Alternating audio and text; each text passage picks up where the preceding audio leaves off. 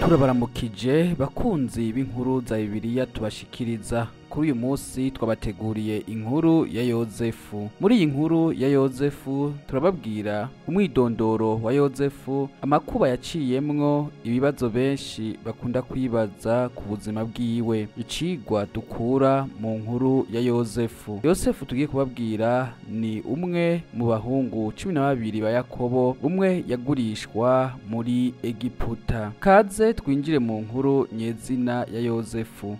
Kuri mikro muri kumwe na jewe Irankunda Ado Desire. Reka tubabwire umwidondoro n'incamake ya Yosefu imbere yuko twinjira mu nkuru iramvuye. Yosefu ni umwene gihugu w'umwana wa Isirayeli, ava mu gihugu ca Kanani, yabaye mu Misiri. Umwuga yakora yari ministre wo kwa Farao. Ibikorwa yakora yari umwepiskopi wa Bibiliya. Igikorwa nyamukuru yakora ni umuhanuzi akomeye wa Korowani. Ibindi bikorwa yashinze umuryango wa Yosefu. Yavyawe na Yakobo, se wiwe Rasheli ariwe mama wiwe. Umugore wiwe yitwa Asinati. Menya neza, Asinati yari umukobwa wa Potifali. Nubwo nyirabuja yipfuje ko baryamana, vyarangiye abaye umukwe wiwe. Abana yavyaye ni Efurayimu, Manase. Abo bavukana ni Rubeni, Simiyoni, Lewi, Yuda, Dani, Naftali, Gadi, Asheri, Isakari, Zebuloni, Dina na Benyamini. Igitabo c'itanguriro kivuga Yosefu ari umwe mu bahungu ba Yakobo 12, akaba n'umuhungu mu bahungu ba Rasheli hamwe na Benyamini. Yagurishijwe mu bucakara n'abarumuna biwe bari bamufitiye ishari, ariko yaje kuba umuntu akomeye muri Egiputa hamwe na Farao. Inzara imaze kugeramira igihugu, Yosefu yazanye Abisirayeli muri Egiputa baba i Gosheni. Yosefu ni se wa Efurayimu na Manase. Bamukomoka ko bazotanga imiryango 2 mu miryango 12 ya Isirayeli, abo muri Efurayimu na Manase. Amateka ya Yosefu abandanya kutavugwa. Nta soko ryo muri Egiputa rivuga iyi mico, ku buryo abashakashatsi babona muri iyi nkuru umugani wa kera wabayeho mu mateka y'igihugu. Dukurikije inkuru yo muri Bibiliya, Yosefu ni umuhungu yakundwa na se Yakobo. Birashoboka ko yimuriye ku muhungu wiwe wa mbere urukundo yakunda umugore wiwe Rasheli. Yapfuye Benyamine akivuka. Uwo se akunda bigaragarira mu buryo bw'impuzu yatanzwe nk'impano ku munsi w'imyaka 17 Yosefu yaramaze avutse. Byatumye habaho ishari ry'abarumuna ba Yosefu, cane ko Yosefu yababwiye inzozi 2 afise yarose. Ubwa mbere yarose imiba 11. Iyo miba ihagarariye barumuna biwe 11 bavukana, yunamye imbere y'ingano ya Yosefu. Mu nzozi za kabiri, inyenyeri 11 zihagarariye barumuna biwe 11. Izuba ni Yakobo n'ukwezi akabareya, vyikubita imbere ya Yosefu. Amateka y'izi nzozi zongereye ishari abo bavukana ba Yosefu. Yosefu yabayeho imyaka 110, abaho igihe kirekire kugira ngo amenye abuzukuru biwe. Mbere yuko apfa, yarahiye abana ba Isirayeli ko baramutse bavuye mu gihugu ca Egiputa bazojane amagufa yiwe, kandi igihe yapfa ikiziga ciwe cashizwe mu isandugu yo mu Misiri. Ibyo tubisanga mu itanguriro igice ca 50 ku murongo wa 22 kugera ku 26. Iyo niyo ncamake ya Yosefu. Ubu naho reka tubahe inyishu y'ibibazo benshi bakunda kwibaza kuri Yosefu. Izina Yosefu risobanura iki? Kuva mu Kilatina, Yosefu rikomoka mu Giheburayo. Yosef bisigura ngo Imana izongera canke izosubira. Ivyitiranywa vy'izina Yosefu hariho Joe, Joye, Jose, Joseph, Joselin, Josephine, Josette, Josiane, Pep, Pepito, Yusef, Yosef, Yusef, Lusef, Yusufu. Asinati mu Giheburayo ni umugore avugwa mu gitabo c'itanguriro, n'umukobwa wa Potifali, akaba n'umugore wa Yosefu. Asinati ni mama wa Efurayimu na Manase. Byo tubisanga mu itanguriro gice ca 41. Ni iyihe mico ya Yosefu? Yosefu ni inyankamugayo kandi yita ku bandi, ntashaka kugirira nabi abantu mu buryo ubwo ari bwo bwose. Ntabwo yakunda kwishira imbere mu kaga. Rimwe na rimwe yari umunyabwenge cyane. Kuki Yakobo yakunda Yosefu? Yakobo yakunda Yosefu kuruta abandi bana biwe. Mu by'ukuri yamuronse mu gihe Yakobo yarashaje. Yamukoreye impuzu nziza cyane. Abo bavukana ba Yosefu babona ko se amukunda kuruta bose. Impano ya Yosefu yari yihe? Muri Bibiliya mu gitabo cy'Itanguriro igice cya 40 tubona umuntu adasanzwe yitwa Yosefu yakiriye impano yo guhishurwa no gusobanura inzozi, ariko ikibabaje kuri we yisanze mu gasho. Farao ku ngoma ya Yosefu yari muntu ki? Bamwe mu bahinga mu by'amateka bemeza ko yerekeza kuri Farao Ramses wa kabiri mu kinyejana ca 13 kuva ku ngoma y'umuhungu wiwe hashizwe ko Stella ivuga bwa mbere igihugu ca Isirayeli. Ni iki dushobora kwigira ku buzima bwa Yosefu? Yosefu yari umuhungu wa 11 wa Yakobo, akaba n'uwa mbere mu nda ya Rasheli, umugore Yakobo yakunda. Inkuru ya Yosefu ivugwa mu Itanguriro igice ca 37 kugeza ku gice ca 50. Nyuma yo kuvuga ivuka ryiwe, Yosefu yongeye kugaragara bwa mbere afise imyaka 17. Yoronsa imikuku hamwe n'abarumuna biwe basangiye Yakobo. Amajambo yabo yose, inyandiko yose yo muri Bibiliya ivuga kandi ko Yakobo yakunda Yosefu kurusha abandi bahungu biwe bose, kuko yari amufise mu zabukuru kandi yamukoreye umwambaro w'amarangi menshi. Itanguriro igice ca 37 umurongo wa 3. Abavandimwe ba Yosefu bari bazi ko se yakunda Yosefu kuruta uko babakunda, kandi ibyo vyatumye bamwanka. Itanguriro igice ca 37 ku murongo wa 4. Ikibabaje kurusha, Yosefu yatangiye kurota, abwira umuryango wiwe iyerekwa ry'ubuhanuzi yerekana ko umunsi umwe azobategeka. Tubisanga mu Itanguriro igice ca 37 ku murongo wa 5 gushika ku 11. Urwanko rw'abavandimwe ba Yosefu rwageze ku rwego rwo hejuru kugeza yaho bateganya kumwicira mu butayu. Mukuru we Rubeni yagwanyije ubwo bwicanyi maze abasaba ko bahitamwo kumujugunya mu gobo, kuko yateganya kugaruka akamukiza. Rubeni adahari, abadandaza bamwe bararengana maze Yuda abasaba kubagurisha Yosefu nk'umucakara. Babikora mbere yuko Rubeni agira ico akora. Bafashe ikote ryiwe nyuma yo kuyishira mu maraso y'ihene, bituma se yemera ko umuhungu wiwe yakunda yishwe n'igikoko cyo mu gasozi. Itanguriro igice ca 37 ku murongo wa 18 kugera ku 35. Abacuruzi bagurishije Yosefu ku muyobozi wo mu rwego rwo hejuru wo mu Misiri yitwa Potifali. Yosefu amubera icegera. Itanguriro igice ca 37 havuga uburyo Yosefu yaratandukanye mu nshingano ziwe zose, ku buryo yabaye umwe mu bagaragu bizewe ba Potifali. Yamugize umutware ku byo yaratunze byose, kuko yabona ko Imana iri kumwe nawe kandi yatera imbere muri byose mu mirimo yiwe. Kubw'amahirwe ya Yosefu, muka Potifali yashaka kuryamana na Yosefu. Yahora yanka iterambere ryiwe, atitaye kuri shebuja yamugaragarije ko amwizera, kuko byaba ari bibi cyane n'icaha ku Mana kuryamana n'umugore wa shebuja. Itanguriro igice ca 39 ku murongo w'9. Umunsi umwe yamufashe impuzu kugira ngo akomeze gutera imbere mu by'imibonano mpuzabitsina.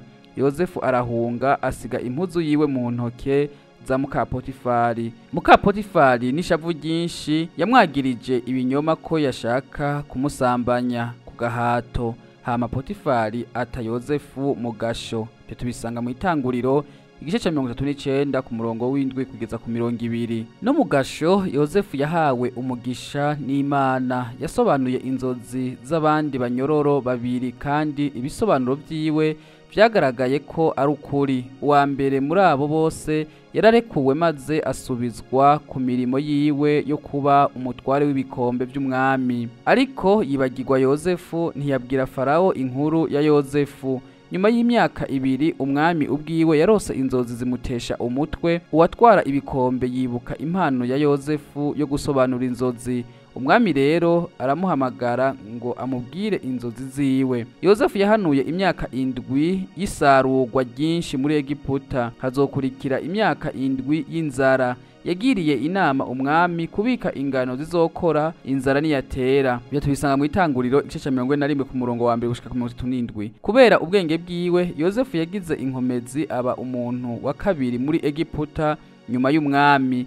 Yarashinzwe gucunga ububiko mu myaka myinshi no kugurisha ibifungurwa abanyamisiri ndetse n'abanyamahanga mu myaka 7 y'inzara. Mu myaka myinshi Yosefu yavyaye abahungu babiri, Manase na Efurayimu. Byo tubisanga mu Itanguriro igice ca 41 ku murongo wa 50 gushika ku 52. Inzara imaze kuza ndetse n'igihugu ca Kanani cagize ingaruka. Yakobo rero yarungitse abahungu biwe 10 muri Egiputa kugura ingano, agumana na Benyamini wenyene. Umuhungu wiwe muto akaba numwe w'ikinege yasizwe na Rasheli. Muri Egiputa abahungu ba Yakobo bahuye na murumuna wabo yaramaze igihe kirekire, ariko ntibamumenya. Ariko Yosefu wewe arabamenya. Kugira rero abagerageze, yabagirije kuba abatasi kandi abafunga iminsi 3 mbere yo kurekura bose, kiretse umwe muri bo akabareka agasubira mu rugo rwabo. Abasaba ko bagaruka hamwe na murumuna wabo. Abavandimwe ba Yosefu bari bataramenya umwidondoro wa Yosefu, bafashwe bazira icaha cyo kugurisha murumuna wabo. Muri iyo myaka yose Yosefu yumvise ibiganiro byabo, yitandukanya no kurira. Tubisanga mu Itanguriro igice ca 42 ku murongo wa 23 gushika ku 24. Yagumanye na Simiyoni maze arungika abandi bafise amafaranga bari basubije gwihishwa mu mifuko yabo y'ingano. Abavandimwe biwe babibonye, ubwoba bwabo buriyongera. Basubiye mu rugo babwira se ivyabaye byose. Yakobo yababajwe n'urupfu rwa Yosefu no kubura Simiyoni. Yanse kurekura Benyamini nubwo Rubeni yarahiye ko aramutse atamugaruye se ashobora kwica abahungu biwe bose.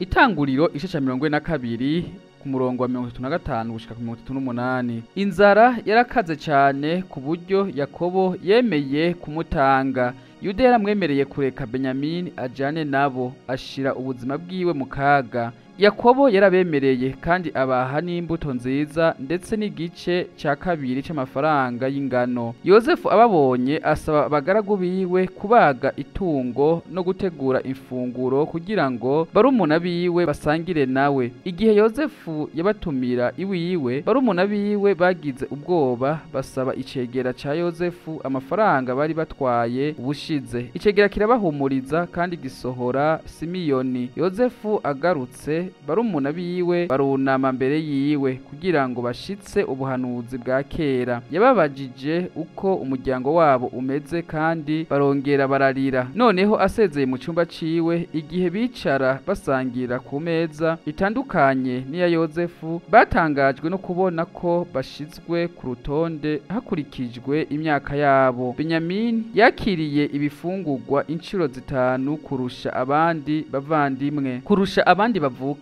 Mbere yo kurungika barumuna biwe kwase, Yosefu yongeye kubagerageza, ashira amafaranga yabo muri buri mufuko wabo w'ingano no mu gikombe ciwe c'ifeza mu gikapo ca Benyamini. Bamaze guhaguruka, yarungitse icegera ciwe inyuma yabo, yitwaza ko arakaye kandi atera ubwoba ko azica Benyamini azira kwiba igikombe. Agaruka mu nzu ya Yosefu. Yuda yinginga Benyamini, avuga ko Benyamini aramutse apfuye se Yakobo nawe yoca apfa. Yavuze ku kababaro ka se kubera ko Yosefu yapfuye kandi asobanura ko adashobora kwihanganira kubura murumuna wiwe. Yabwiye kandi Yakobo ibyo yasezeranije maze amwemerera kwira mu mwanya wa Benyamini. Yosefu abonye ko imitima y'abarumuna biwe yahindutse, asohora abagaragu biwe bose, atangura kurira ku mugaragaro ku buryo abo mu rugo rwa Farawo bose bamwumvise. Yimenyekanisha rero kuri barumuna biwe. Yahise abizeza, ababwira ko batotinya ivyo bakoze kuko Imana yamutumye muri Egiputa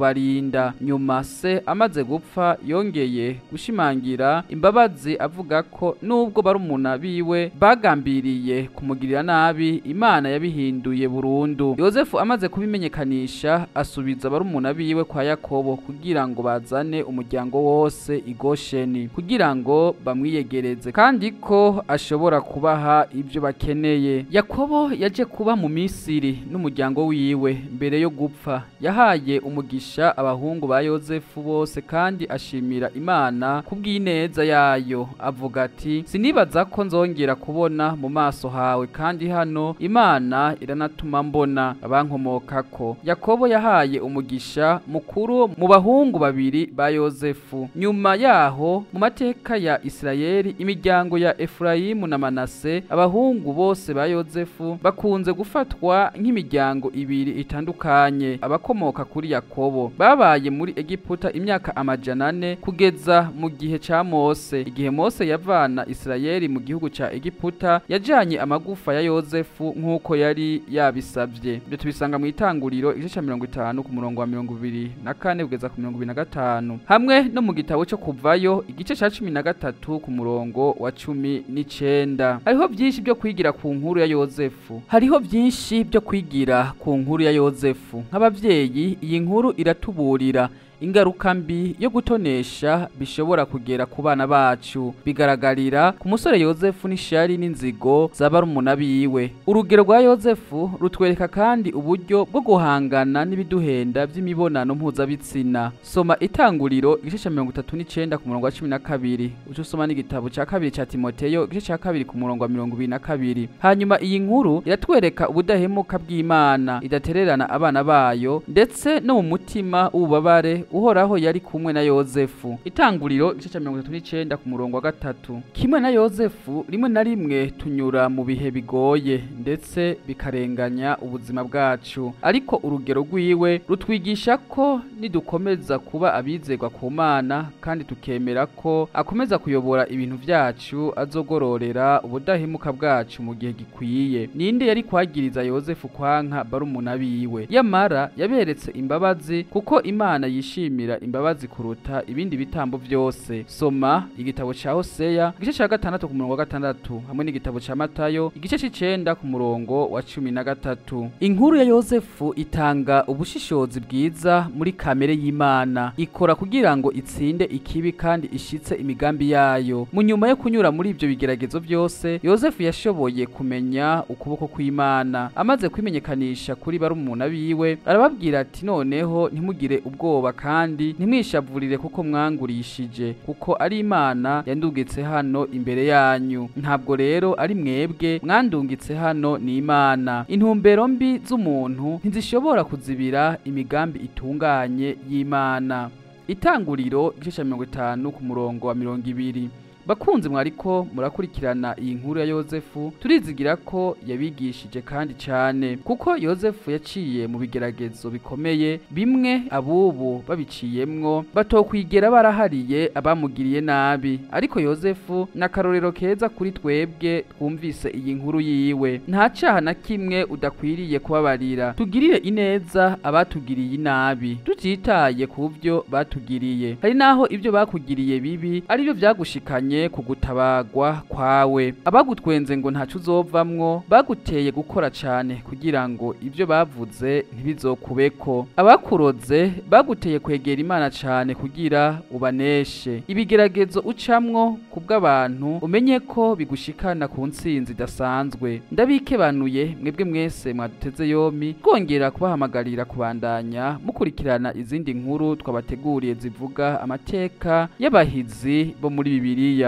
Kuri mikro mwari kumwe na jewe Irankunda Ado Desire, naho ubutaha mu bindi biganiro.